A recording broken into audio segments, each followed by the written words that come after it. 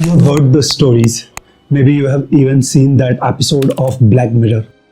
It is a terrifying idea.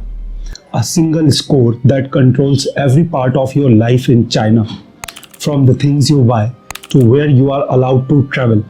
A number that follows you everywhere, constantly judged by an all-seeing algorithm that decides if you are a good citizen. It is the perfect vision of a digital dystopia.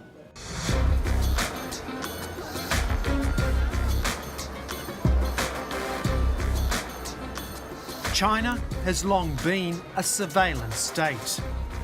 Now Big Brother meets Big Data. In trials across the country, cameras and spyware are watching, mapping your digital footprint to every step you take.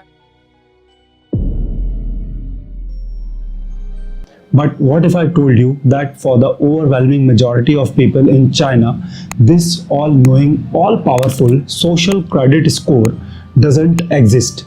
The reality is a lot messier and in some ways even more unsettling. It is a patchwork of systems focused more on tracking corporate compliance and enforcing legal judgments than on public shaming. So let's get into what is fact, what is fiction, and what this giant experiment in digital government could mean for the rest of the world. First, let's just tear down the biggest myth right away. There is no single unified social credit score for every person in China. The idea of a master algorithm watching your every move to calculate a score is pure science fiction, often confused with optional commercial apps like Alibaba's Sesame Credit. The truth is a fragmented collection of different systems. Think of it less as one big brother and more like dozens of disconnected, bureaucratic little brothers.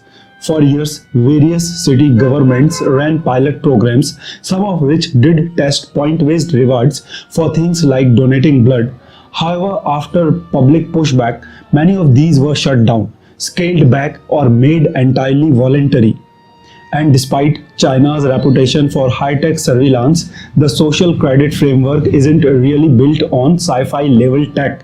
It is mostly built on something far more ordinary: public records. It is less about facial recognition cameras catching you jaywalking and more about digitizing dusty file cabinets full of court orders and business licenses. So if there isn't a single score, what is actually real? Two major things: blacklist and a huge focus on businesses. The part of the system with the most severe impact on people is a national blacklist, mainly for individuals who defy court orders, like refusing to pay back debts. If you end up on this list, the consequences are swift and serious. You can be blocked from buying plane or high-speed train tickets. Your kids might be barred from attending private schools, and you can be shut out of getting loans or even certain jobs. This isn't about having a low score. It is a direct punishment for breaking a legal ruling. The other and arguably primary target of the social credit system is corporations. Over 33 million businesses have already been rated. This corporate social credit system scores companies on things like paying taxes on time, following environmental rules, and general legal compliance. Good ratings can earn a company tax breaks or better loan terms.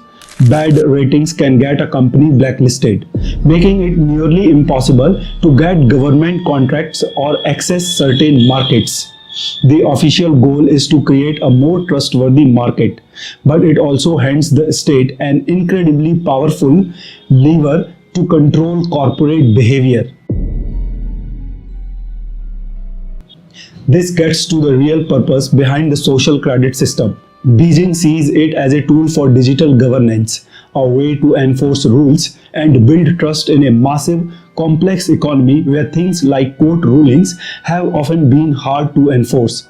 The system is designed to create accountability where it has been lacking. But it is impossible to ignore the implications for control. By merging big data with state power, the system creates an incredibly effective framework for shaping behavior. It brings up serious questions about privacy and consent, especially since citizens can't just opt out. And this isn't just a domestic Chinese issue anymore. The system already applies to foreign companies operating in China. There is even been discussion about expanding credit regulations to foreign companies that export to China, which could create a new type of global economic influence. This experiment is becoming a case study for digital governance around the world, showing both its potential for efficiency and its deep risks of authoritarian control.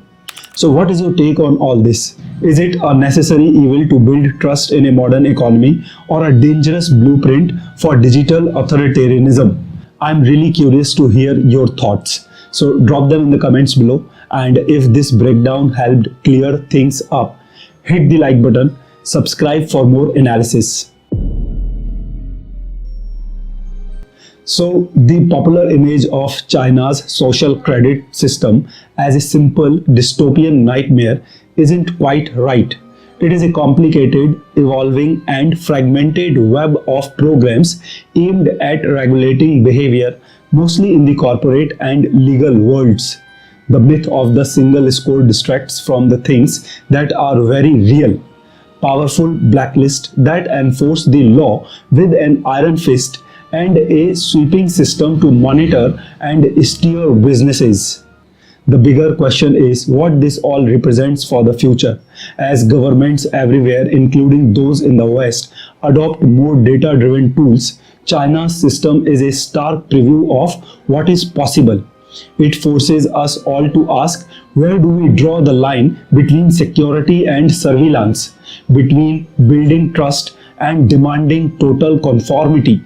The digital dystopia might not be here yet, but its foundations are being laid one data point at a time.